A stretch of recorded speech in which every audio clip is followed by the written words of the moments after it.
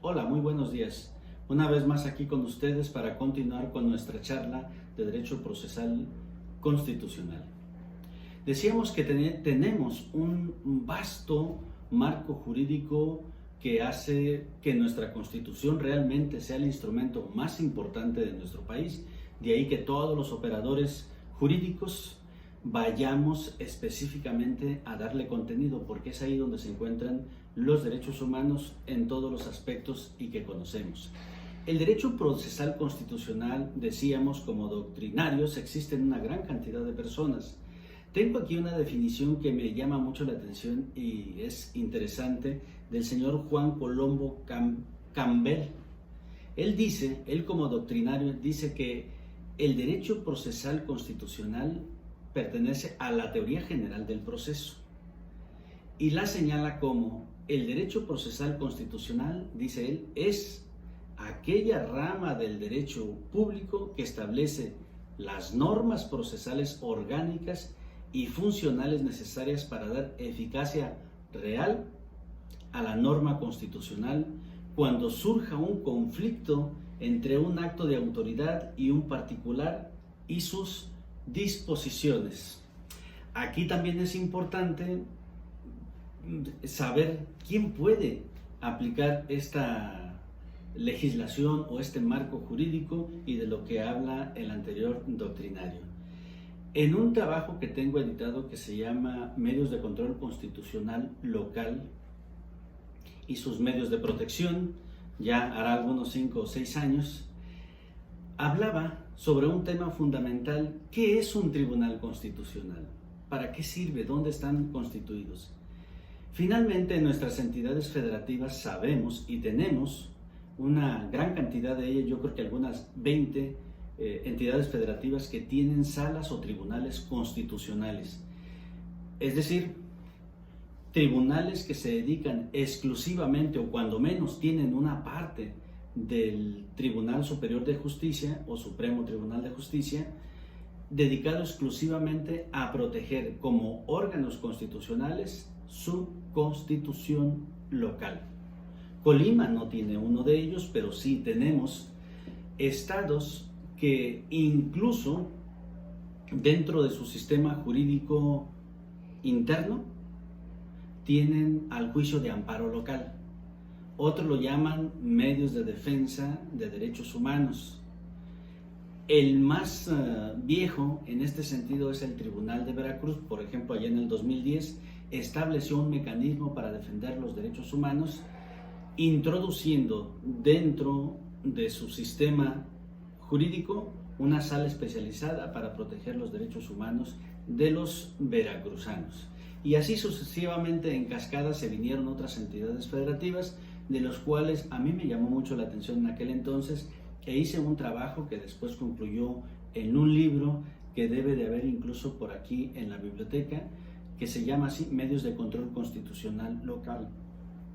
Por lo tanto, los tribunales constitucionales ahí vienen definidos como aquellos órganos jurisdiccionales de fuente constitucional encargados de proteger los valores y los principios que tiene la propia Constitución, incluyendo las garantías para proteger los derechos humanos que se encuentran en la Carta Magna y en tratados internacionales, firmados por los gobiernos legalmente constituidos frente al compromiso y responsabilidad internacional para mantener la paz y la convivencia social.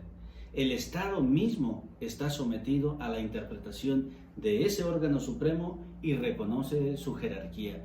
Esto es importante porque un tribunal constitucional está obligado a ser el mejor guardián de su propia Constitución. Por eso creo que cada una de las entidades federativas debe tener ya sea una sala constitucional, o algunos le llaman tribunal constitucional porque son órganos autónomos a los mismos sistemas de justicia, que son muy pocos, pero finalmente creo que más de la mitad de los estados de la República Mexicana tienen una sala constitucional. También quiero ser muy claro y muy sincero en esta cuestión, porque durante muchos años se ha venido midiendo la calidad de justicia constitucional local de estas salas o estos tribunales, y la verdad es que no han dado los resultados que se esperaban. Sin embargo, ahí están, hace falta darles como prioridad y sobre todo importancia y que los dejen hacer su tarea, porque de lo que adolecen es precisamente de autonomía e independencia.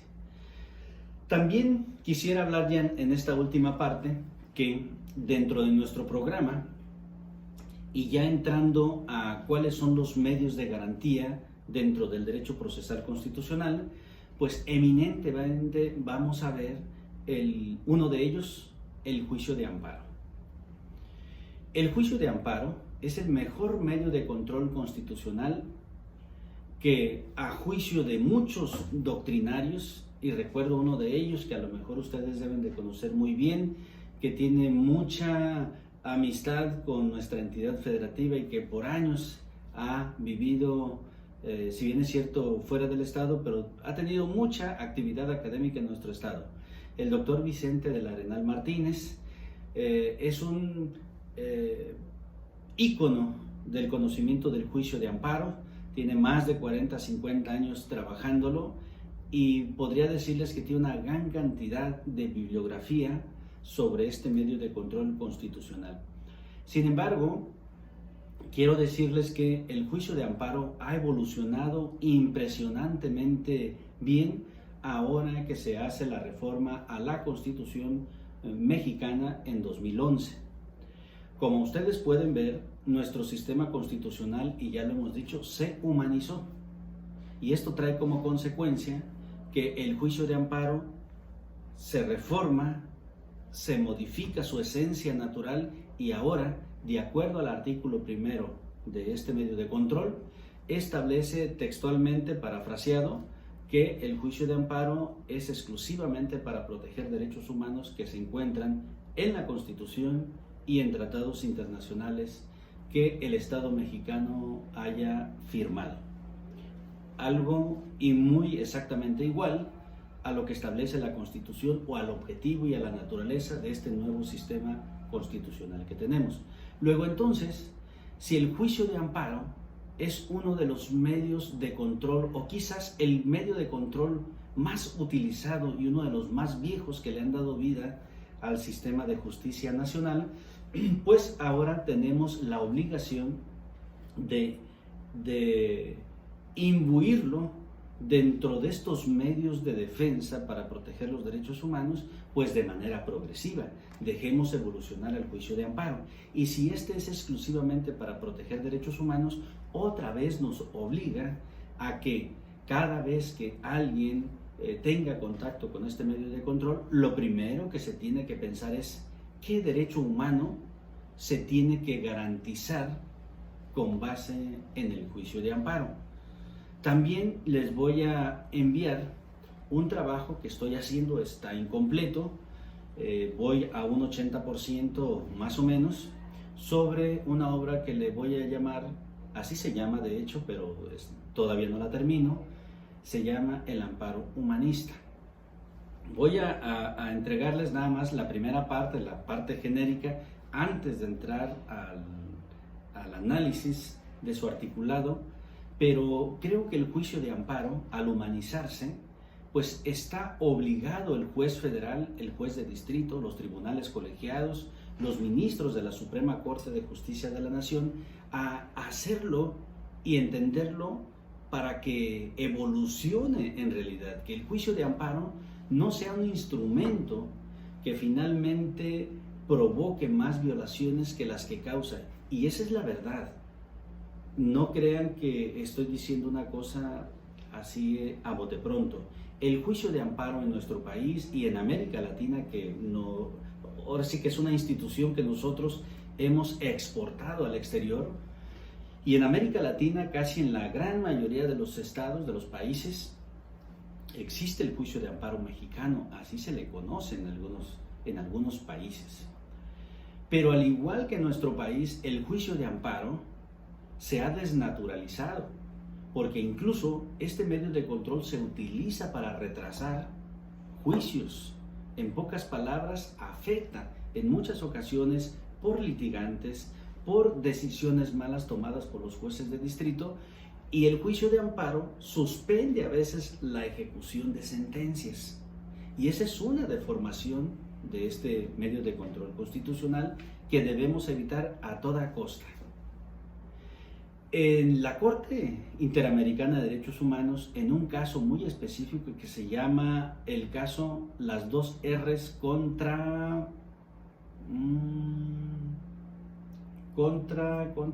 Guatemala, ahí la Corte Interamericana de Derechos Humanos condenó al Estado guatemalteco a la responsabilidad internacional por el mal uso del juicio de amparo. Fíjense bien, o sea, no condenó a que el juicio de amparo era inapropiado, no. Condenó a que la gran mayoría de los litigantes y del sistema de justicia estaba utilizando el amparo para entorpecer el acceso de justicia. Muchas veces ya al finalizar, para remate de algún procedimiento, interponían juicio de amparo, el juez ordenaba la suspensión y como consecuencia retrasaba, algo contrario al objetivo verdadero del acceso de justicia. Y con base en esto la Corte Interamericana establece en esta resolución, que se la recomiendo la analicen, le dice al Estado guatemalteco: te condeno a la responsabilidad internacional porque estás haciendo uso inadecuado del juicio de amparo. La Corte reconoce que el juicio de amparo es uno de los medios de control constitucional por excelencia que protege la dignidad humana, pero algunos estados lo han estado utilizando y le dan básicamente una aplicación para que se retarden algunos juicios, y eso es inadecuado. Lo cual entonces creo que si ustedes analizamos todos juntos cómo se desarrolla el juicio de amparo en México, pues le vamos a ver un parecido con el Estado guatemalteco. Entonces hay que voltear a ver que hacer mal uso de un medio de control constitucional y que afecte al sistema de derecho, podemos también hacer que nuestro país sea responsable internacionalmente por violentar el derecho de acceso a justicia con un medio de control constitucional mal aplicado. Entonces hay que tener ahí mucho cuidado. El juicio de amparo, les decía pues, que surge a partir ya de la reforma o la modificación casi completa a la ley de amparo en 2013, ya viene específicamente para proteger los derechos humanos. Entonces creo que este medio de control constitucional ahora tiene que ser analizado bajo una óptima del garantismo, del humanismo, y que tenemos que estudiar otra vez jueces federales, ministros, magistrados de colegiado, de todo el aparato de justicia que conoce el juicio de amparo, lo tiene que analizar bajo esta óptica y tiene que meterse a estudiar la violación a derechos humanos que se den de manera integral. Y los jueces de distrito también poco a poco, en cuanto asimilen este cambio paradigmático que se dio hacia el humanismo constitucional, pues tendrán que utilizar este medio de control para proteger los derechos humanos de carácter generalizado, no dictar sentencias generalizadas, pero sí las resoluciones que se tomen en cuenta o que se dicten tendrán necesariamente que cumplir con estos parámetros de protección de la dignidad humana bajo las reglas tanto nacionales, pero también no dejando de analizar la forma en cómo la jurisprudencia internacional ha tratado y ha protegido los derechos humanos y, por supuesto, la dignidad humana.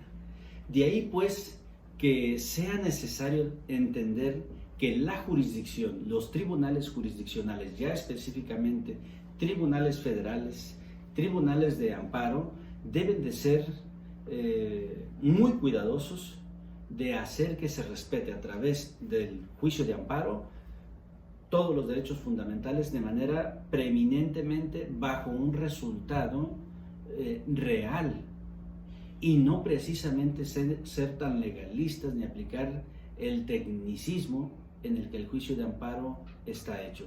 Esto es muy importante, pero ojo con esto. Los jueces de distrito, que actualmente también están en una transición, deben ellos de recibir buenos conceptos de violación de las partes, de los litigantes, del quejoso, en donde pongan al juez los mejores argumentos para encontrar la discusión en los conceptos de violación, tanto de una como de otra parte, así como también el desahogo de pruebas, para que el juez en su momento y en cuanto él vaya a dictar la sentencia, pues tenga esos argumentos tanto del quejoso como de las partes que intervienen en el juicio de amparo, pues listos para resolver una contienda con base en un criterio humanista. Porque de lo contrario, el juez de oficio, ahorita cuando menos en estos momentos, no lo quiere hacer. Entonces hay que provocar esa conducta también del juez para que él estudie la controversia de rompimiento a los derechos humanos, pues de carácter humanista. Esto es muy importante, lo tenemos que hacer. Voy a dejar hasta aquí el primer módulo, porque ya en el siguiente vamos a entrar a estudiar otros medios de control constitucional.